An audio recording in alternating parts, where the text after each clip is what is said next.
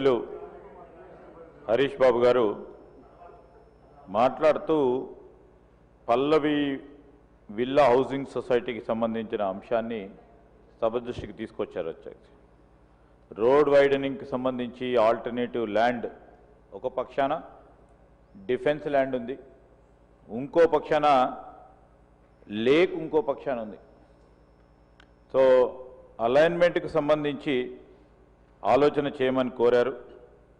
వీటిని కూడా అనేక సందర్భాల్లో ఈ రోడ్ అలైన్మెంట్ చేస్తూ ఉన్న సందర్భాల్లో మరి హౌసింగ్ సొసైటీ పక్కన ఉన్న ఆ ప్రాంత వాసులకు సంబంధించి అనేక సందర్భాల్లో పరిశీలన చేయడం జరిగింది అధ్యక్ష.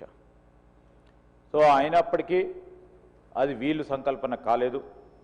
అలైన్మెంట్ అనే అంశం ఎందుకంటే అడ్వాన్స్ స్టేజ్లో ఉంది ఇది, కానీ అలైన్మెంట్కు సంబంధించిన అంశం విషయంలో ఓ పక్కన లేక్ ఉంది, ఇంకో పక్కన డిఫెన్స్ ల్యాండ్ సంబంధించి ఉంది. దానికి సంబంధించి ఇప్పుడు వేరే ఇతరత్ర ప్రత్యామ్నాయ అలైన్మెంట్కు అవకాశం లేకుండా పోయింది.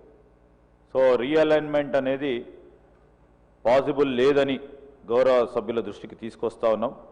అదేవిధంగా ఎలివేటెడ్ కారిడార్స్కి సంబంధించి వారు చెప్పినట్టు ప్యారడైజ్ నుంచి డైరీ ఫామ్ వరకు, ప్యారడైజ్ నుంచి షామీర్పేటకు సంబంధించిన అంశం మరి ముఖ్యమంత్రి రేవంత్ రెడ్డి గారు మరి అనేక సందర్భాల్లో కేంద్రంలో ఉన్న డిఫెన్స్ మినిస్టర్ గారిని కూడా కలుసుకొని మరి 100 ఎకరాలకు సంబంధించిన డిఫెన్స్ ల్యాండ్ సంబంధించి ట్రాన్స్ఫర్ సంబంధించి అది ఫైనల్ స్టేజ్లో ఉంది.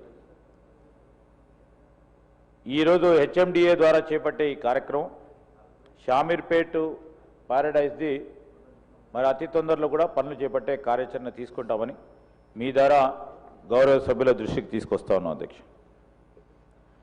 క్వశ్చన్ నంబర్ 1349 గౌరవ మెడికల్ అండ్ హెల్త్ మినిస్టర్ గారు.